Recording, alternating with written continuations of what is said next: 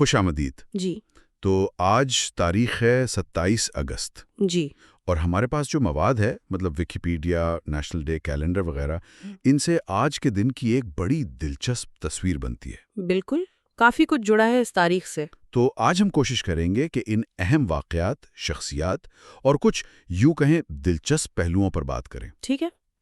اور شروع کرتے ہیں ایک حیران کن حقیقت سے.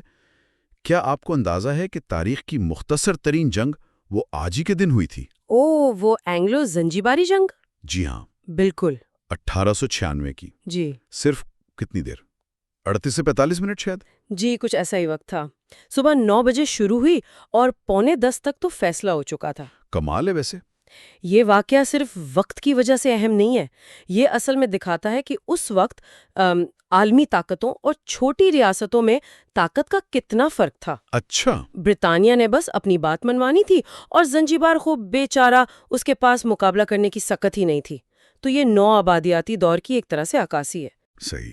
اور اسی تاریخ کو تھوڑا پہلے 1883 میں ایک قدرتی آفت آئی تھی، کراکٹوا، انڈونیشیا میں. ہاں، وہ آتش فشاں کا پھٹنا، وہ تو ایک بہت بڑا واقعہ تھا. بہت بڑا. جی، وہ صرف ایک جزیرے کی تباہی نہیں تھی، اس کی آواز ہزاروں میل دور تک گئی. سونامی آئی اور پھر جو راکھ نکلی. ہاں، اس نے موسم بدل دیا تھا کئی سالوں تک. بالکل.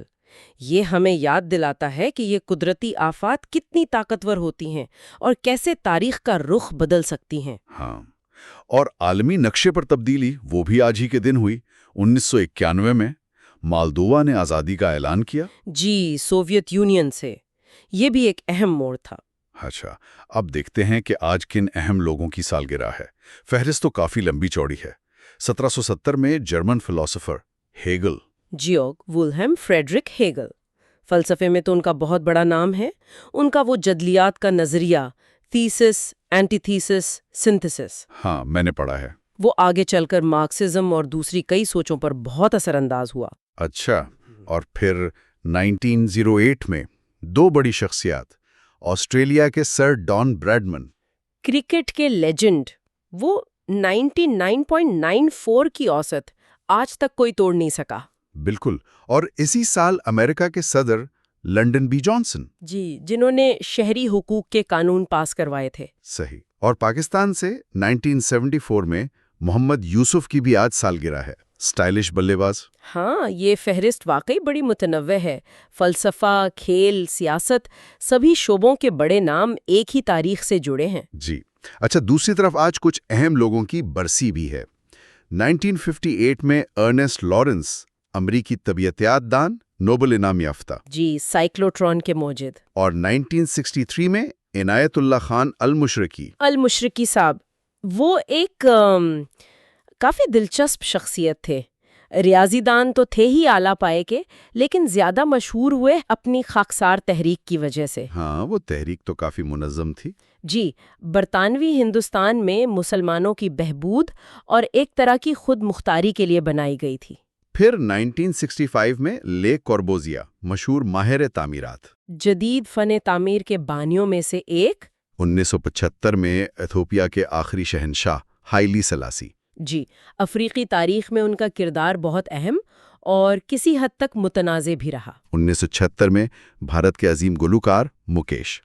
مکیش، ان کی آواز تو آج بھی لاکھوں دلوں میں زندہ ہے. بالکل. اور 1979 میں لارڈ ماؤنٹ بیٹن، ہندوستان کے آخری وائسرائے. ان کی موت ایک بم دھماکے میں ہوئی. آئرلینڈ میں وہ IRA کا حملہ تھا. یہ شمالی آئرلینڈ کے تنازع دی ٹربلز کا ایک بہت افسوسناک باب تھا. تو یہ تو ہو گئے سنجیدہ تاریخی واقعات اور شخصیات. اب ذرا امریکہ چلتے ہیں، جہاں آج کچھ ہلکے پھلکے دن بھی منائے جاتے ہیں. اچھا، کون سے؟ جیسے نیشنل پیچ ڈے، آڑو کا دن. آڑو کا دن، واقعی؟ جی ہاں. اور پوٹس ڈے کریم ڈے، یہ کوئی میٹھی ڈش ہے. اور ایک ہے جسٹ بیکاز ڈے، مطلب بس یوں ہی دن. مسکراتے ہوئے.